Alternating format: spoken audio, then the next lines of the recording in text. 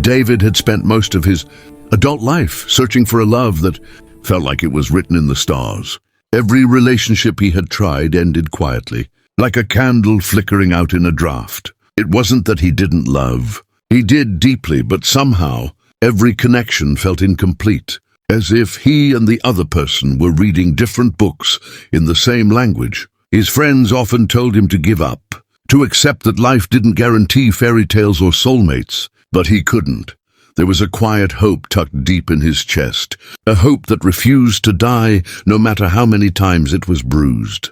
He filled his apartment with books, plants, and soft music, creating a space that felt alive, warm, and ready for someone he might never meet. Every morning, David walked the same tree-lined street on his way to work, passing the same cafe, the same bookstore, the same corner where street musicians played. Each day, he would glance at the windows of the cafe, imagining a stranger sitting there, someone whose eyes might finally meet his in understanding. He was patient but not idle. He read books about life and love, practiced kindness without expecting anything in return, and allowed his heart to remain soft despite the disappointments he had endured. Evenings were the hardest, sitting alone by the window, watching the city lights flicker like distant stars. He often wondered if love was real, or just a story people told themselves to feel alive. Yet he never stopped believing. One rainy Tuesday, as he sipped a cup of lukewarm coffee, staring absent-mindedly at the water droplets sliding down the window, David felt a strange pull in his chest, a whisper in the air, almost as if fate had begun moving pieces behind the scenes.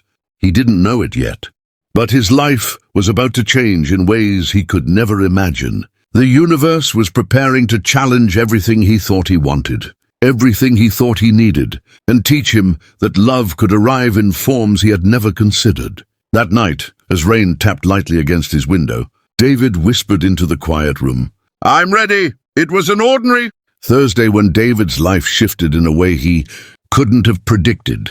He was walking through the park after work, taking his usual route past the fountain and benches, when he noticed her, Elena. She was sitting alone on a weathered wooden bench, her shoulders trembling, face streaked with tears, holding a crumpled tissue in her hand. She looked completely unaware of the world around her, as if her grief had carved a bubble of silence around her. David hesitated, unsure if he should intrude, but something in him compelled him to act. "Are you okay?" he asked softly, his voice a gentle nudge in the quiet park. She looked up startled, her eyes wide with vulnerability, and after a pause she whispered, I don't know, something in her brokenness resonated with David. He sat on the edge of the bench, maintaining a respectful distance, and simply listened as she began to share fragments of her story, her recent loss, the feeling of being abandoned by life, the loneliness that pressed against her chest like a heavy stone.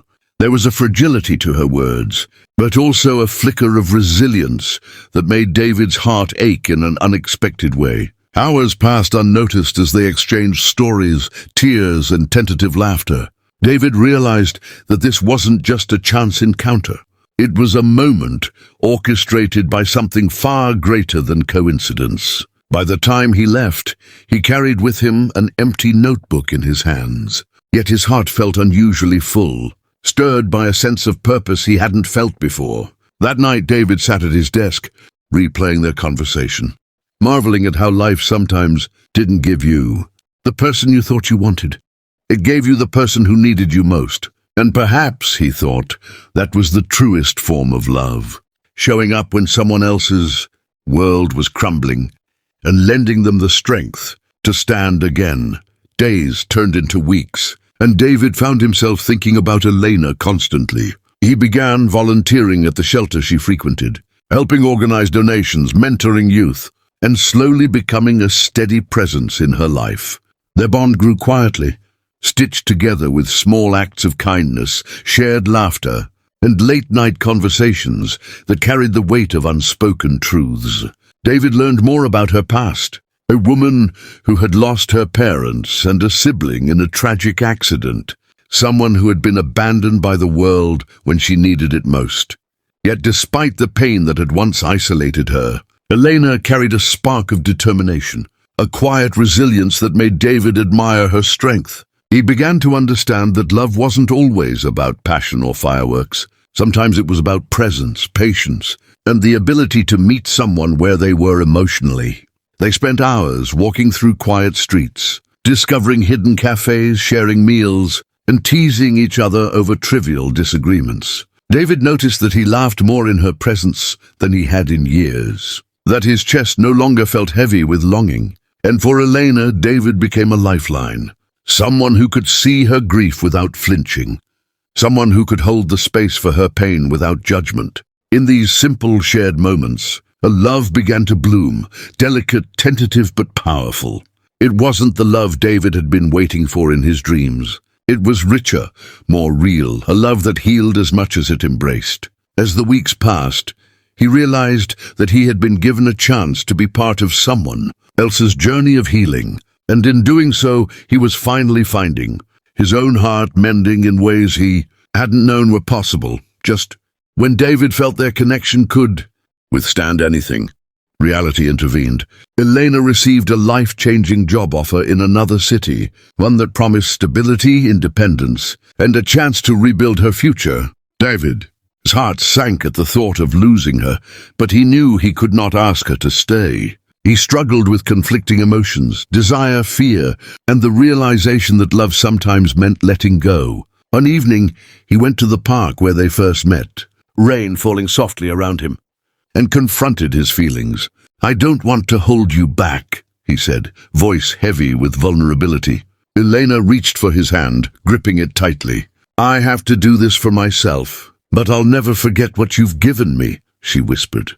In that moment, David understood that love was not about possession.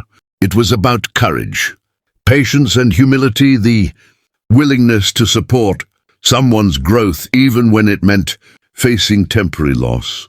He watched her leave, the distance growing between them, and felt the sting of uncertainty. And yet, deep inside, he knew their bond was strong enough to survive it. That true love was not bound by proximity, but by the depth of connection. Over the following months, they spoke daily, shared triumphs and setbacks, and continued to nurture the delicate thread that linked their hearts. The separation tested them, revealing the strength of their commitment and the depth of their care for one another. David realized that in helping Elena pursue her dreams, he was embracing the truest form of love, one that gave freedom, space, and respect while remaining a constant source of support. Months passed, and distance became both a challenge and a teacher. David learned patience, resilience, and the understanding that love's power was not measured in proximity but in devotion. Elena rebuilt her life in the new city, finding independence and stability, while David continued to hold space for her in his heart. Their calls, messages, and letters became lifelines, each word a reminder of the bond that had been forged through shared vulnerability. Then when the time was right, life brought them back together. Elena returned stronger, more grounded, and full of gratitude for the support he had given her when she needed it most. David met her at the park, the rain having cleared, leaving the world washed clean. They embraced, not as two people seeking fulfillment, but as two souls who had grown together through trials, patience, and selfless care. In her eyes, David saw reflected every moment of waiting, every act of kindness, and every sacrifice he had made. He understood the divine irony of love. It arrives not when you want it most, but when someone else needs it more. And in giving himself to her without expectation, he had found a love that completed him fully. For the first time, David realized that waiting for love was not about longing for something to arrive. It was about being ready to give, to support, and to embrace another's journey. And in doing so, he discovered a love deeper, more transformative, and more enduring than he had ever imagined. The universe, he finally understood, had given him exactly what he needed all along.